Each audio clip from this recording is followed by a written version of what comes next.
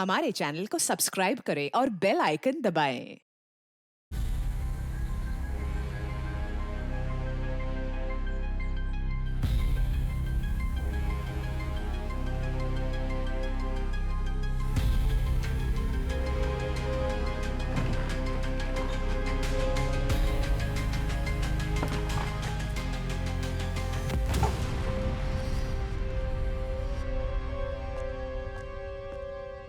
Sir.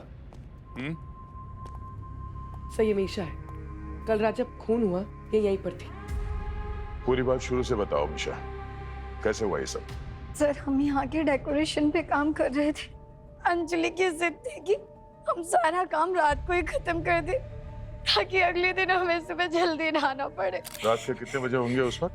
Sir 2 बज रहे होंगे।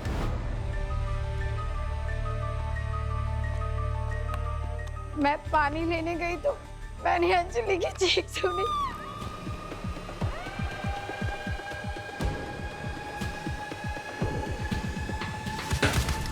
कौन है वहाँ?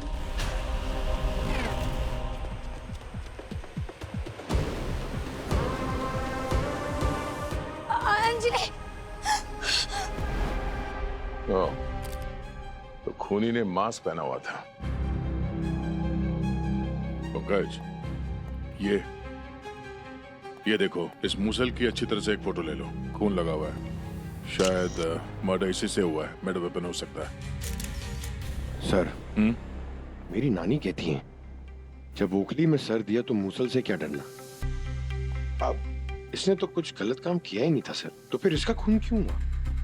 एक बात तो तय है पंकज के खूनी ये मुसल अपने साथ तो लेके नहीं आया था। यहाँ पे पड़ा हुआ था, उठा के दे मारा उसने। मतलब खून करने आया था लेकिन हथियार साथ में नहीं लेके आया था, ये कैसे हो सकता सर? ऐसा लगता तो नहीं है पंकज के वो खून करने के इरादे से आया था। हो सकता है इस अंजलि ने कुछ ऐसा देख लिया हो जिसकी वजह से मजबूरन उसे इसे मारना पड़ा।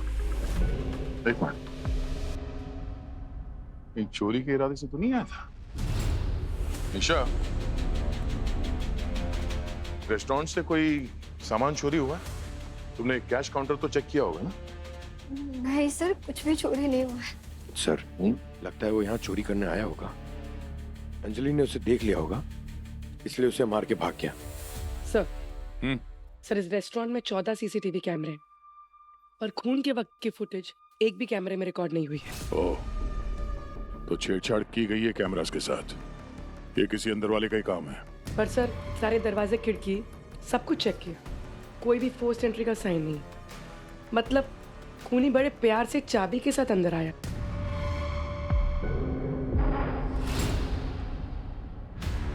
ये क्या है?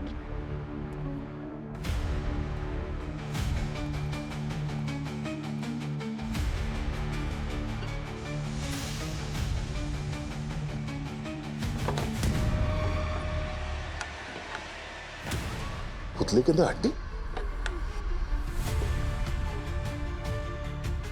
पुतले में हड्डी कैसे हो सकती है सर? मतलब सर पुतले के अंदर मुर्दा? एक मिनट।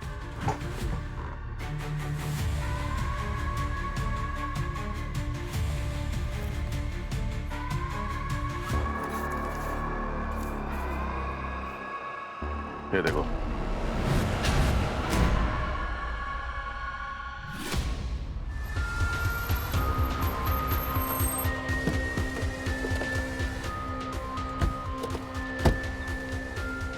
सर, अभिजीत सर काफी परेशान लग रहे हैं। हाँ, उनके करीबी दोस्त थे। अब ठीक है सर? ठीक तो नहीं हूँ। 25 साल पुराना दोस्त था मेरा ये सूरज। सर ये वही सूरज है ना जो पुलिस फोर्स में थे? करेक्ट। 2 साल पहले रिटायर में हुआ था, उसके बाद से प्राइवेट डिटेक्टिव का काम करने लगा था ये। सर ये देखने में तो एक्सीडेंट लग रहा है, लेकिन मगर है नहीं। इसके शरीर पे ये खून देख रहे हो, ये कपड़ों में। ये देखो, ये ऐसा लग रहा है हाथ के निशान किसी ने तलाशी लेने की कोशिश की है। सर इसका मतलब किसी ने जानबूझ करके एक्सीडेंट करा ताकि इन्हें मार सके और इनके पास जो सामान था वो लेके जा सके। कुछ तो था इसके पास खास, इसकी मौत की वजह बन गई है। पुतले के अंदर ये इसका चेहरा पूरी तरह से डैमेज्ड है। सर, कहीं एक पुतले के अंदर एक आत्मा तो नहीं थी जिसने इसका खून कर दिया? पंकज, तुम्हारी सुई हमेशा के वहीं पे आके क्यों अटक जाती है? हाँ, दो खून हुए, समझ रहे हो? ये सब कैसे हो गया? किसने मारा अंजलि को?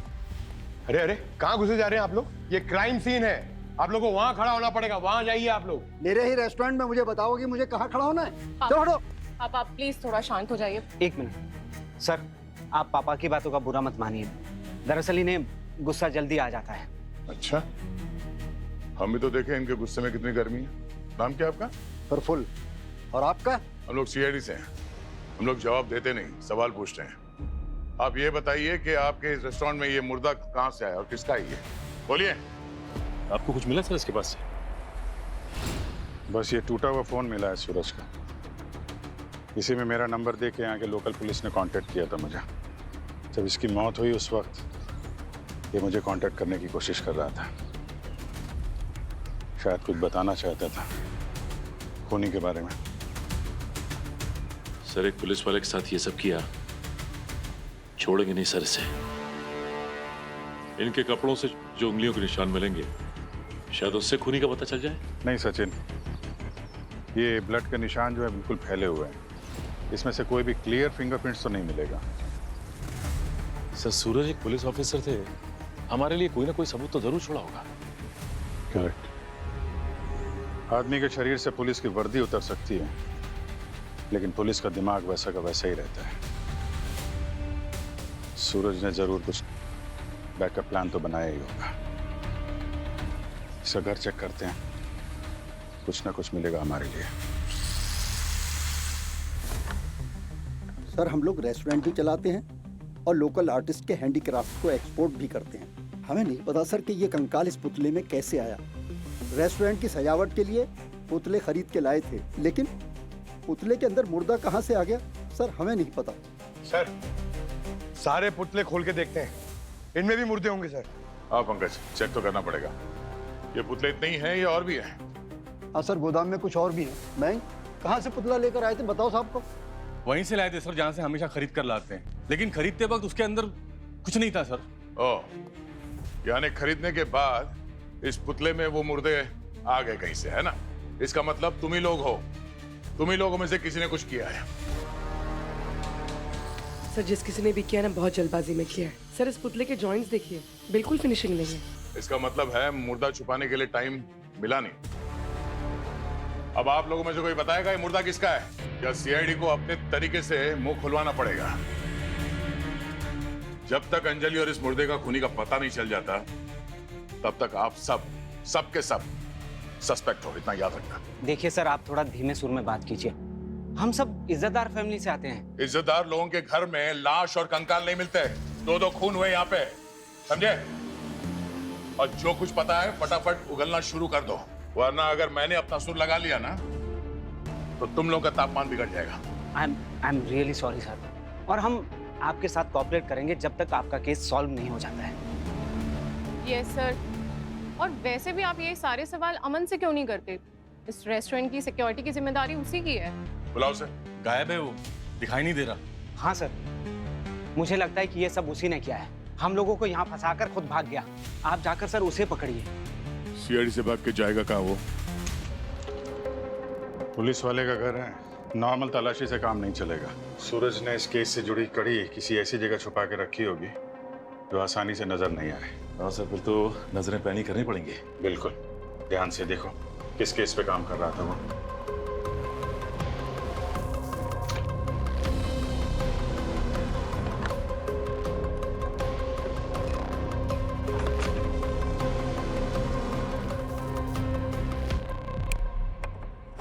आइए सर।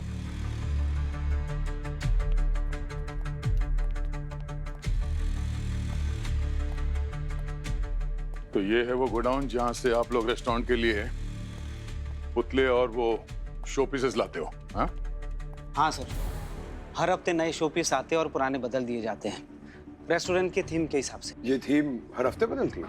हाँ सर, ताकि हर बार कस्टमर्स को एक नया एक्सपीरियंस मिले और हमारे कस्टमर्स वापस से हमारे रेस्टोरेंट में खाना खाने आए। अच्छा, ये जो आपके रेस्टोरेंट में उस पुतले से जो मुर्दा मिला है, वो कितने दिन पहले लाया गया था रेस्टोरेंट में? शायद 4-5 दिन पहले। वैसे एग्जैक्ट डेट रजिस्टर में लिखी हुई होगी। अंजलि और मिश्रा ये डिपार्टमेंट हैंडल करते थे। यानी इसका मतलब ये हुआ कि उस पुतले में वो जो मुर्दा है वो यहीं पे डाला गया होगा, क्योंकि ये हरकत वहाँ पे रेस्टोरेंट में तो नहीं कर सकते। क्यों? सर, ये बड़ा ही कच्चा नींबू टाइप का मुजरिम, उसको इतनी अकल नहीं थी क्या कि कभी ना कभी तो ये मुर्दा पुतले से बाहर आएगा। इस गोडाउन की चाबी किस किस के पास होती है? सर, चाबी तो स्टाफ के हर मेंबर के पास रहती है, और मुझे लगता है कि कोई अंदर का ही आदमी है जिसने ये गद्दारी की है। तो मुजरिम कोई गद्दार था या तुम्हारा कोई वफादार, वो तो बहुत जल्द पता चल जाएगा। वेद, आखिरी बार कोई ये गोदाम में कब आया था? सर, यही कोई 2-3 दिन पहले। क्या बात है, कमाल है। ये देखो, 2-3 दिन से गोडाउन बंद पड़ा है मगर धूल मिट्टी का नामो निशान नहीं। कौन से साबुन से ये गोडाउन को धोते हो भाई? कैसे लग रहा है कि गोडाउन आज साफ किया गया, बल्कि अभी कुछ देर पहले। सर, मैंने आपको कहा ना कि यहाँ की चाबी जो है स्टाफ के हर मेंबर के पास रहती है, तो कोई ना कोई आया होगा। अब यहाँ पर कौन आया था फिर तो वो मुर्दा ही बताएगा। मुर्दा? मुर्दा कैसे बोलेगा? सीआईडी के पास ऐसे बहुत सारी तरकीबें हैं जिससे मुर्दा बोलता है, और अपराधी भी। क्या बताना चाहता था सूरज? सर, ये भी तो पता नहीं कि हम लोग ढूंढ क्या रहे हैं यहाँ पे। इतनी सारी चीजों में वो केस वाली चीज कहाँ रखी है, ये कैसे पता चलेगा? पता चलेगा सचिन, अगर वो पुलिस वाला है तो हम लोग भी तो पुलिस वाले ही हैं ना।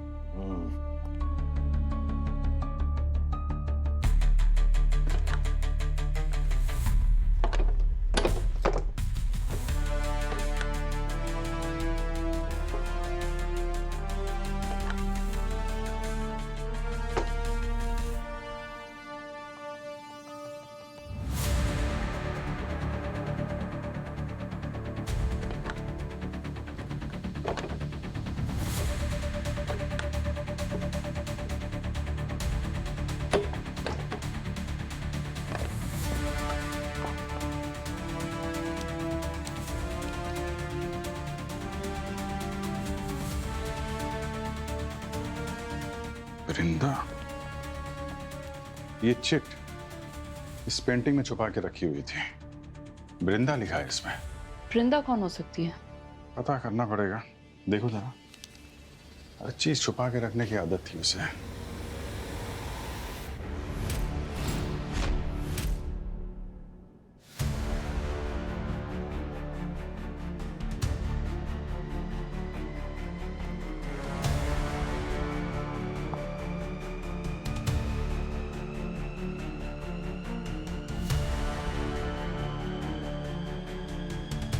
Checkmate.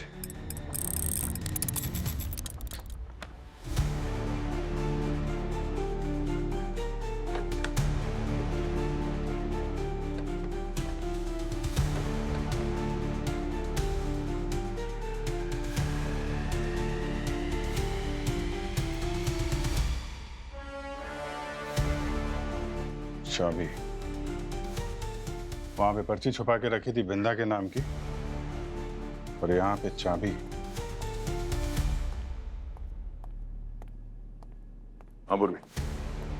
सर, मुर्दे का चेहरा इतनी बुरी तरह से कुचला जा चुका है कि फेस का तो कुछ पता नहीं चल पा रहा है, पर इतना जरूर पता चल पा रहा है कि ये मुर्दा किसी आदमी का था। ये खूनी सारे सबूत मिटाने की कोशिश कर रहा है, इसलिए उसने मुर्दे का चेहरा पूरी तरह से खराब कर दिया होगा। गोडाउन भी ऐसे रगड़ रगड़ के साफ किया है ना तो पैरों के निशान मिले ना उंगलियों के। मिट्टी और खून के दाग साफ हो सकते हैं पंकज, लेकिन जुर्म के दाग को साफ करने वाला ना कोई साबुन बना है ना कभी बनेगा।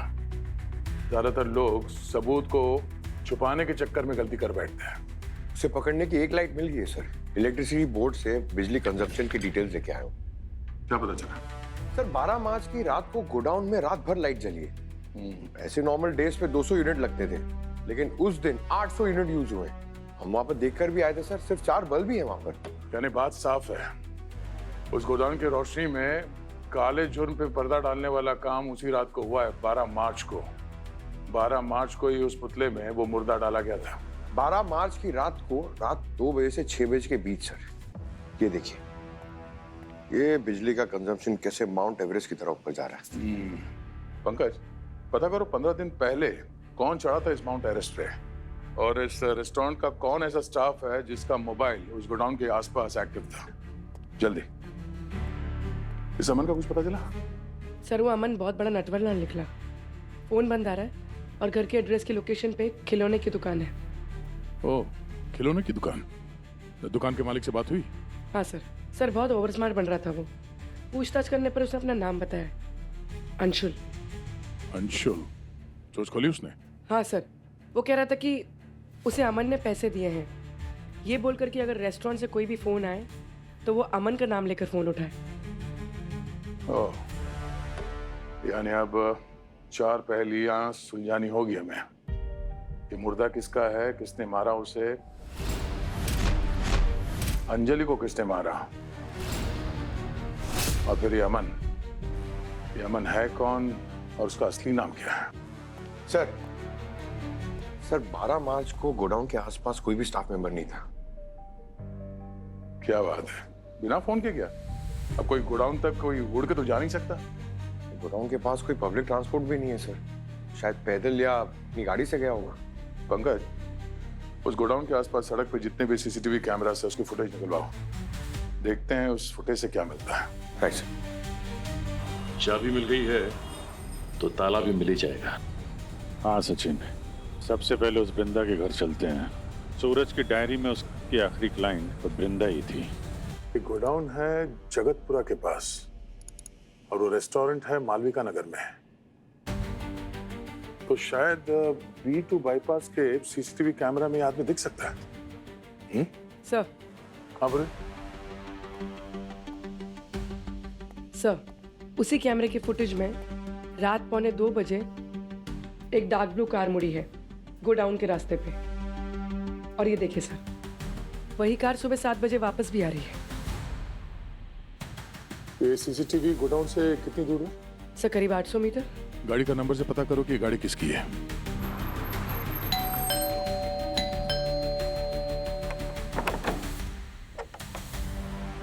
जी, आप लोग कौन है?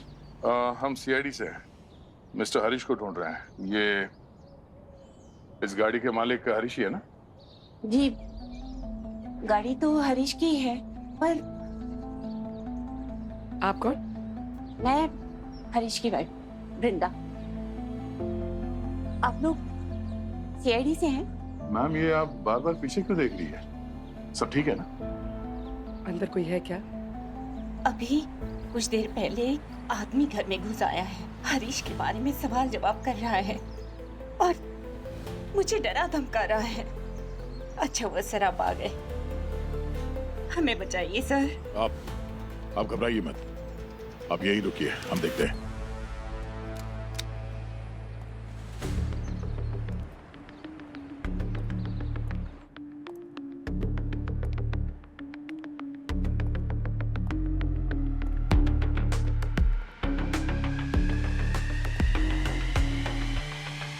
जी, तुम लोग यहाँ? अरे हम लोग वो रेस्टोरेंट वाले मर्डर की तहकीकात के लिए आए थे। और तुम? और ये बृंदा जी तुमसे इतनी डरी हुई क्यों है? माफ कीजिएगा मैडम, मेरा मकसद आपको डराना बिल्कुल नहीं था। दरअसल मैं भी यहाँ पे एक मर्डर केस की तहकीकात करने आया हूँ, अपने दोस्त सूरज के मर्डर की। सूरज KP? यार वो तो बहुत ही बहादुर पुलिस ऑफिसर था, कई सारे मेडल्स मिले थे उन्हें। हाँ, पिछले 2 साल से जासूसी का काम करने लगा था वो। मिसेस बृंदा के केस पे काम करते हुए मारा गया बेचारा। बृंदा जी, सूरज आपके कौन से केस पे काम कर रहा था? मेरे गुमशुदा हस्बैंड हरीश को ढूंढने के लिए। हरीश कब से गायब है? 12 मार्च से। 12 मार्च की रात को रात 2 बजे से 6 बजे के बीच सर। ये बिजली का कंजम्पशन कैसे माउंट एवरेस्ट की तरफ ऊपर जा रहा है। प्रफुल्ल ने उसे रेस्टोरेंट में मिलने बुलाया था। मीटिंग खत्म होते ही हरीश का कॉल आया कि वो घर वापस आ रहा है, लेकिन उसके बाद आज तक हरीश घर वापस ही नहीं आया। आपने मिसिंग रिपोर्ट लिखवाई थी पुलिस स्टेशन में? जी लिखवाई थी। पुलिस को हरीश का मोबाइल और उसकी कार दोनों शहर से 300 किलोमीटर दूर सापुतारा के पास सुनसान हाईवे पर मिली, लेकिन हरीश का कुछ पता नहीं चला। और उसके बाद से ही सूरज वो रेस्टोरेंट में काम करने लगा था, सिक्योरिटी डिपार्टमेंट में, हरीश का पता लगाने के लिए। एक मिनट, ये अमन के नाम से काम कर रहा था वहां पे? हाँ। वो तो अब पता चला कि अमन का नंबर और सारी इंफॉर्मेशन नकली क्यों थी। यानी रेस्टोरेंट के मर्डर्स और ये सूरज का केस दोनों आपस में कनेक्टेड है। करेक्ट। हरीश गायब हुआ था 12 मार्च को और उसकी गाड़ी और फोन मिला 14 मार्च को शहर से 300 किलोमीटर दूर सापुतारा में। तो गाड़ी जरूर उसी ने ठिकाने लगाई होगी, तो रेस्टोरेंट वाला खूनी। रेस्टोरेंट के अंदर जो पुतले में मुर्दा मिला था वो हरीश का ही हो सकता है। लेकिन बॉस, सिर्फ 15 दिन में वो लाश कंकाल कैसे बन गई? इस प्रोसेस में तो महीने लग जाते हैं। यार ऐसा तो तभी हो सकता है जब लाश को एसिड में जलाया जाए। पर ये समझ में नहीं आ रहा है कि हरीश की गाड़ी और फोन मिले 300 किलोमीटर दूर सापुतारा में, तो उसकी लाश को वहां रेस्टोरेंट में पुतले में कैसे छुपा दिया? ये बात तो है, अगर वो चाहता तो लाश को कहीं दूर ले जाके गाड़ के आ सकता था। इतना तो तय है यार, जिस खूनी ने हरीश को मारा है उसी ने सूरज की भी जान ली है, क्योंकि शायद सूरज हरीश के खूनी को जान गया था और उसी ने अंजलि को भी मारा है। वही है रेस्टोरेंट के अंदर वाला जो ये सब खेल खेल रहा है। चलो फिर रेस्टोरेंट में जितने स्टाफ है सब पे नजर रखते हैं, देखते हैं सबसे पहला बंदर कौन सा उछलता है। ठीक है, तो तुम रेस्टोरेंट पे नजर रखो और मैं जरा सूरज के क्राइम सीन पे दोबारा होके आता हूँ, शायद वहां से कुछ नजर मिल जाए। सूरज की बॉडी यहाँ पे मिली थी और वहां पे खून गिरा हुआ है, इसका मतलब वो रेस्टोरेंट के डायरेक्शन से ही आ रहा था। हाँ, और सर रेस्टोरेंट यहाँ से 4 किलोमीटर की दूरी पे, मतलब सूरज वहां से भागता आया पर खूनी उसके पीछे पीछे। करेक्ट। और फिर वहाँ के बाद यहाँ पे खून है। ऐसा लगता है एक्सीडेंट स्पॉट ये है, सूरज को गाड़ी ने टक्कर यहाँ पे मारी और सूरज उड़ के वहाँ गिरा। मतलब इम्पैक्ट यहाँ लगा, बॉडी उछल के वहाँ गिरी और इसके बीच में खून का कोई ट्रेस नहीं यहाँ से यहाँ तक। इसका मतलब तो यही है सर कि वो वहाँ से किसी बाइक से या किसी गाड़ी से नहीं आ रहा था, पैदल आया। सचिन ऐसा लगता नहीं है, रेस्टोरेंट यहाँ से 4 किलोमीटर दूर है, उन्हीं उसके पीछे से आ रहा था, वो तो बीच में कहीं पे भी टक्कर मार देता। इसका मतलब है कि सूरज किसी बाइक या गाड़ी से ही आ रहा था। ये खून के निशान जो हैं रेस्टोरेंट की तरफ जा रहे हैं, इस खून की ट्रेल को फॉलो करते हैं, देखते हैं क्या मिलता है आगे।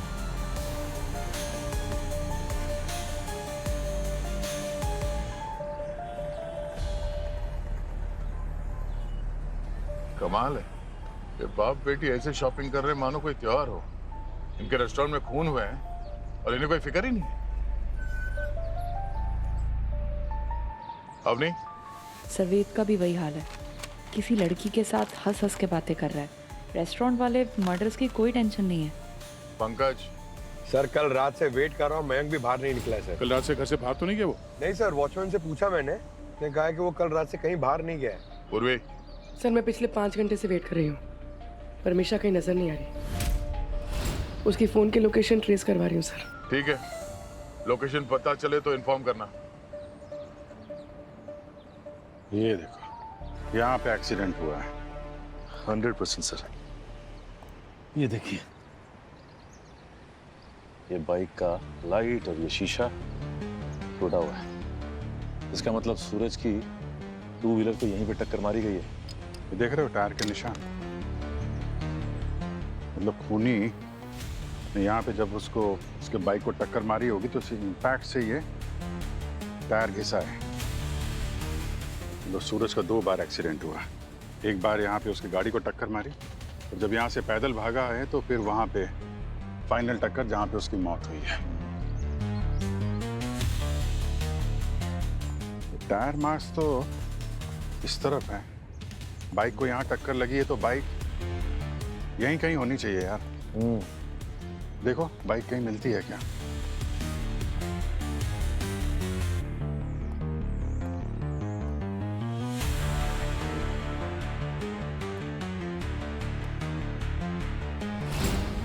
सर हाँ साजिद, ये देखिए सर, झाड़ियों में बाइक छिपाई हुई है।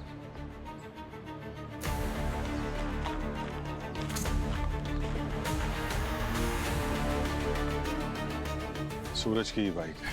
और सूरज का खून करके उसकी बाइक को यहाँ ठिकाने लगा दिया खूनी ने।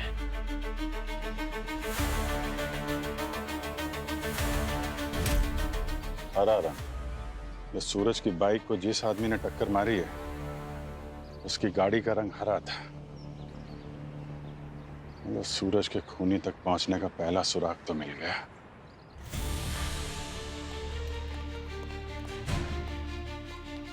सर, मयंक और मिशा का फोन लोकेशन तो यही दिखा रहा है।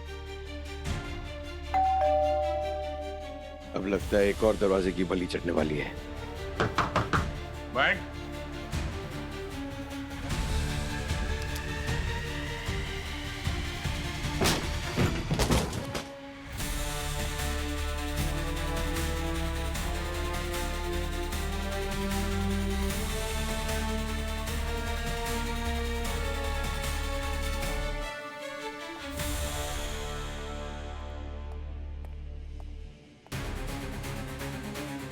Oh no, he's dead. Sir हम तो सोच रहे थे कि मयंक खूनी है, पर इसी को किसी ने मार दिया। लगता है ये मयंक उस खूनी का राइट हैंड मैन था। उसके सारे काम यही करता था। सबूत मिटाने के लिए उसने इसे ही रास्ते से हटा दिया। एक मिनट नवाज,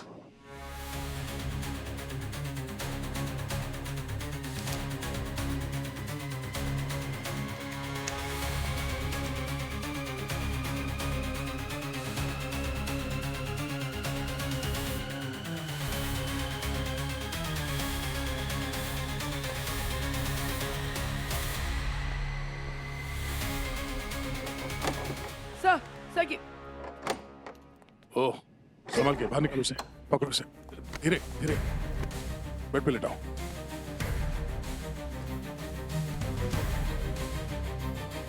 लीजिए।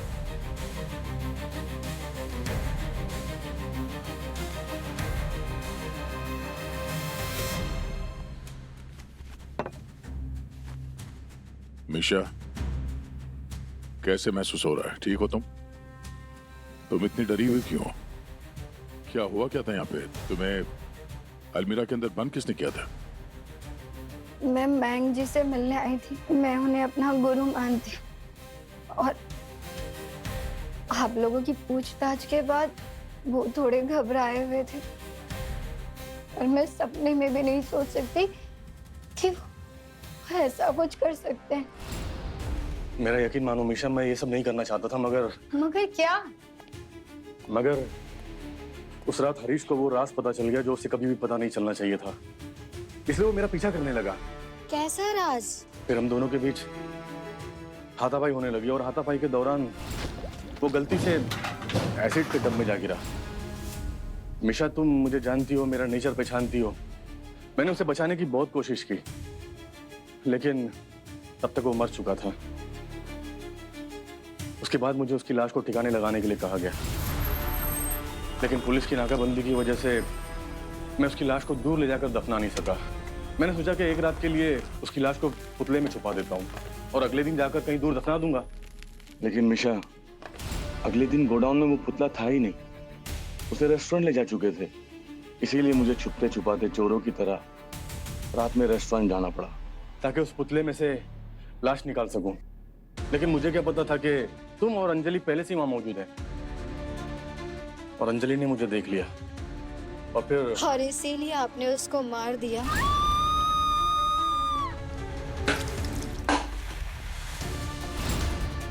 छी, मुझे तो शर्म आ रही है आपको अपना गुरु कहते हुए। आपने एक नहीं दो खून किए। मिशा, मैं सच कह रहा हूँ, मेरी बात का यकीन करो। ना मैं अंजलि को मारना चाहता था और ना हरीश को। मगर ये सब आपने किसके कहने पे किया? मैं तुम्हें ये नहीं बता सकता, वो बहुत खतरनाक है, तुम्हें भी जान से मरवा देंगे। तभी दरवाजे पे दस्तक हुई। वो बाहर देखने गए। शायद ये वही आदमी है जिसकी वजह से वो ये सब कर रहे थे और फिर उन्होंने मुझे अलमीरा में बंद कर दिया, फिर मैं तब से वहीं पड़ी थी। तो अलमीरा के अंदर से उनकी बातचीत सुनी? वो क्या बात कर रहे थे आपस में, या चीखने की आवाज सुनी? नहीं सर, मुझे अंदर सांस नहीं आ रही थी और थोड़ी देर बाद में मैं बेहोश हो गई। पूर्वी ने डॉक्टर के पास ले जाओ, घबराओ मत।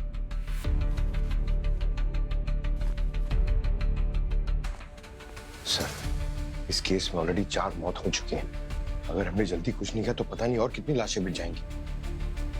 हम काम करते हैं, इस घर की तलाशी लेते हैं।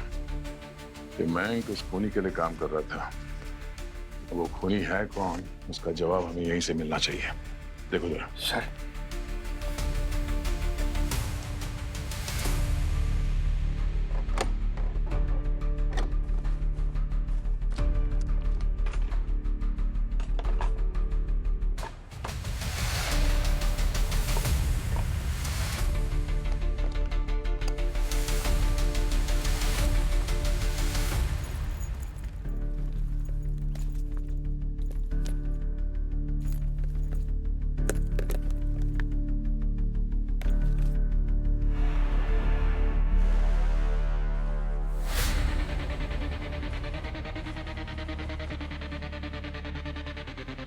सर, हाँ?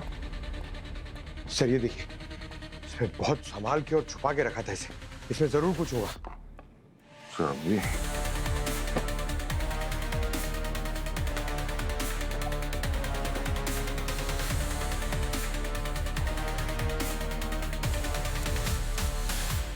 है? तुम्हारी कार यहीं कहीं होनी चाहिए जिसने सूरज को टक्कर मारी है। इनमें से तो किसी का भी रंग हरा नहीं है और ना ही किसी का एक्सीडेंट हुआ लगता है।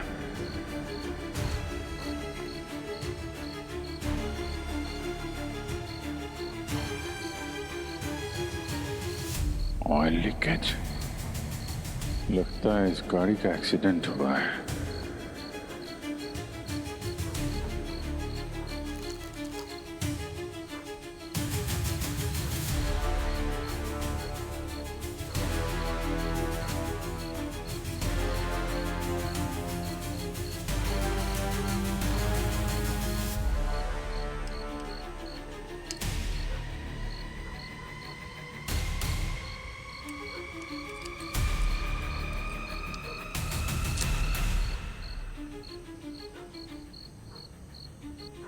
नीली कार के अंदर रवि का।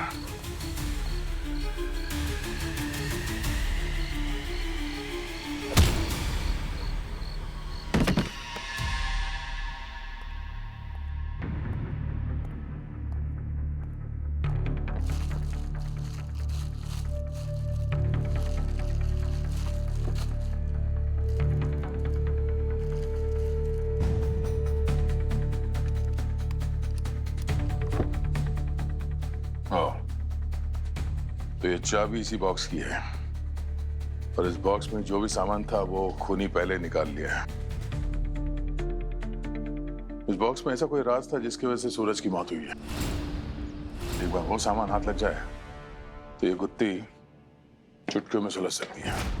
सर, 4 लोगों का खून हुआ इस बॉक्स वाले सामान के चक्कर में।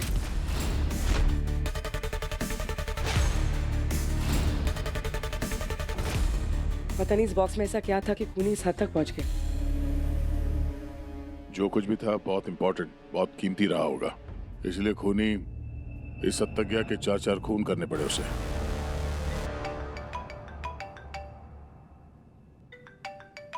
हाँ सचिन।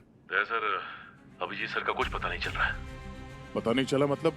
फोन नहीं उठा रहे क्या? वो उस रेस्टोरेंट गए थे सूरज को टक्कर मारने वाली कार के बारे में पता करने के लिए, तब से उनका नंबर ही बंद आ रहा है। सर, कहीं उन्हें कुछ हो तो नहीं गया?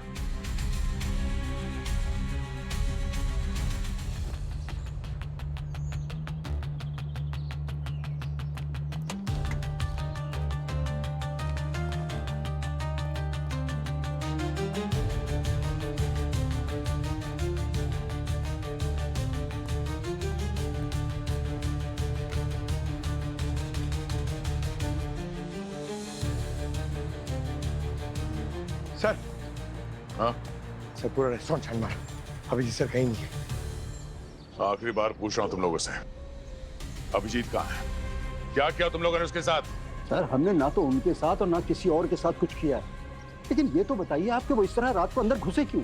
हाँ सर, अगर उनको अंदर आना ही था तो हमसे बात करके आ सकते थे। हम तो आपके साथ कोऑपरेट कर ही रहे हैं ना।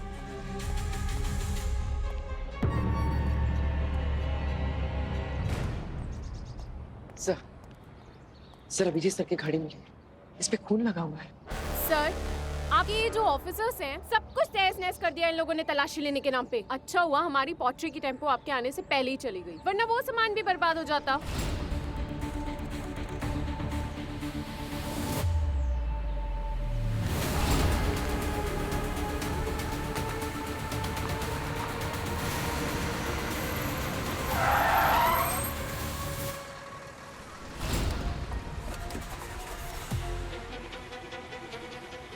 क्या बे?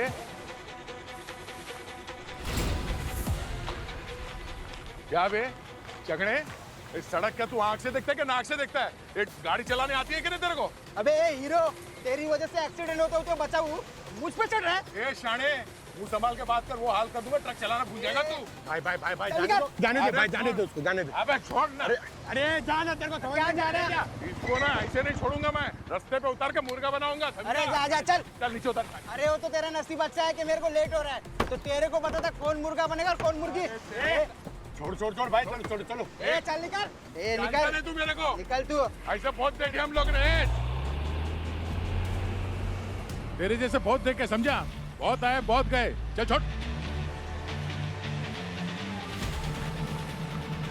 वैसे दयाल सर ने क्या मस्त एक्टिंग की, एकदम असली गुंडे जैसे।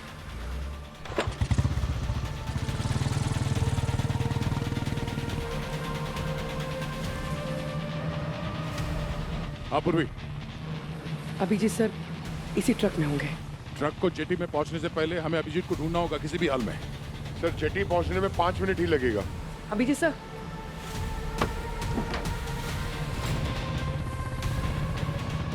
Abhijit sir,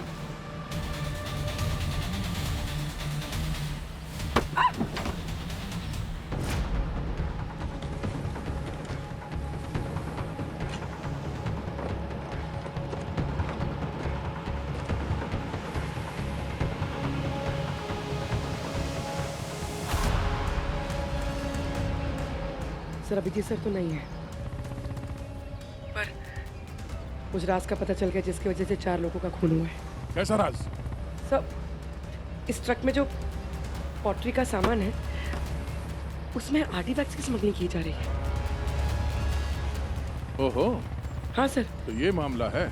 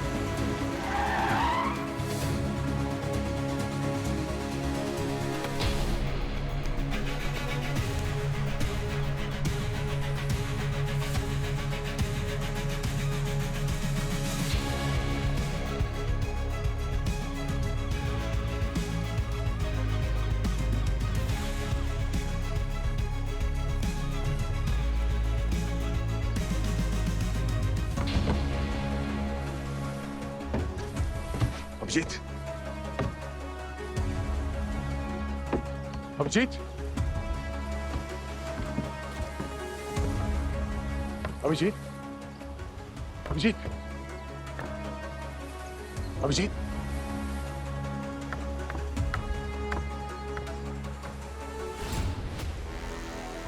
Abhijit, oh no, Abhijit.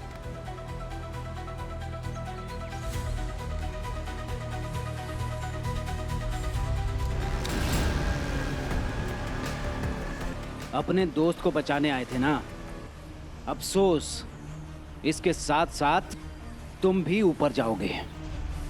उप्स, ऊपर नहीं नीचे। तुम सब एक एक करके आओगे या एक साथ आओगे? हाँ?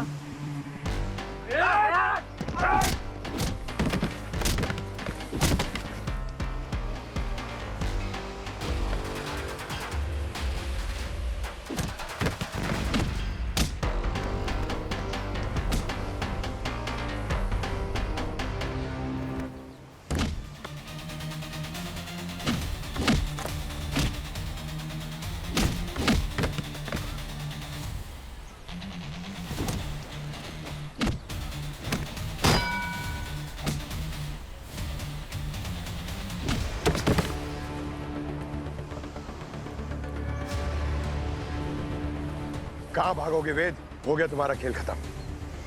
संभालो इनको यार। आप निकलिए boss.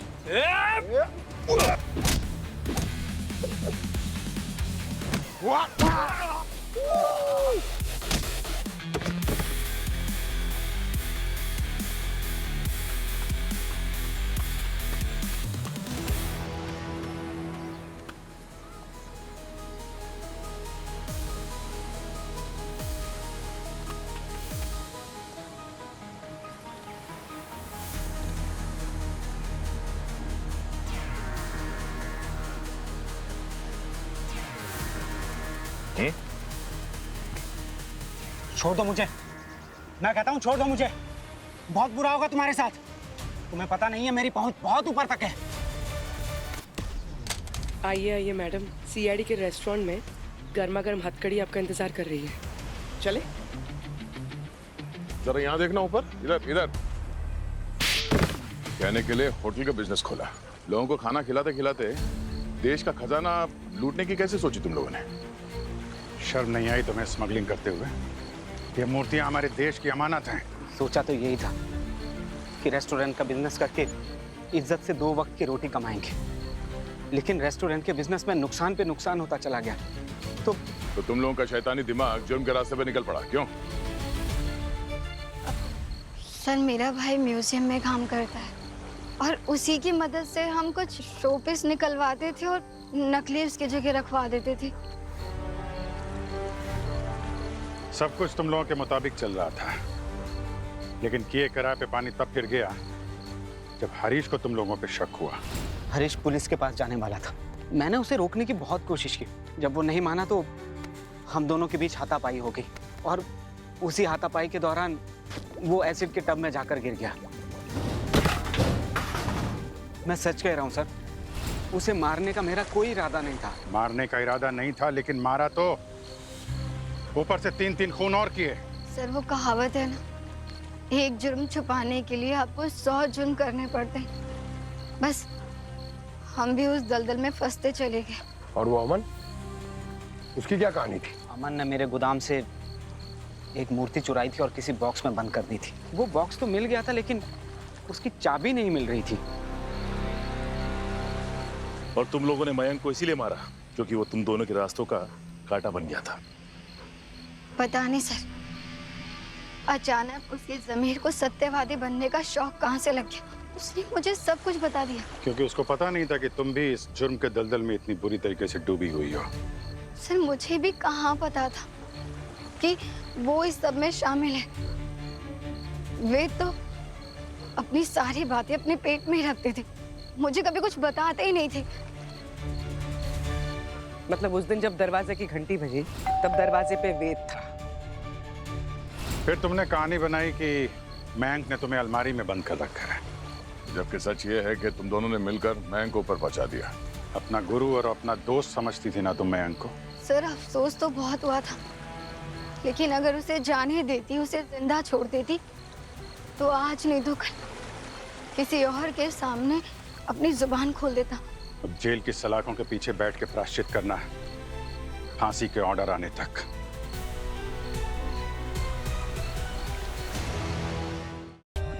For more updates, subscribe to our channel, click the show links and enjoy watching the videos.